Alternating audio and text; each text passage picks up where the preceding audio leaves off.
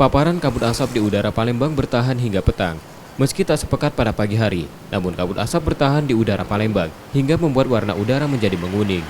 Indikator Indeks Pencemaran Udara atau ISPU yang dipasang di Simpang 5 DPRD Sumsel menunjukkan konsentrasi partikulat menunjukkan udara Palembang masuk level tak sehat.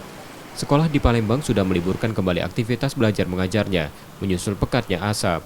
Sementara BMKG menyebut tebalnya asap di Palembang karena arah angin dari timur dan tenggara yang membawa asap masuk ke Palembang. Dapat menjelaskan kepada arah angin. Yang pertama arah angin. Nah, kita masih dominan dari arah timur, tenggara, dan selatan.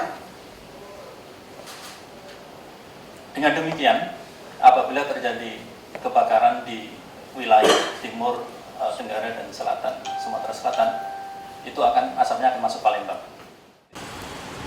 Diperkirakan asap masih akan bertahan di udara Palembang hingga beberapa hari ke depan.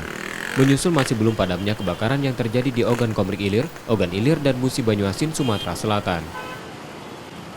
Purwantoro, Kompas TV, Palembang.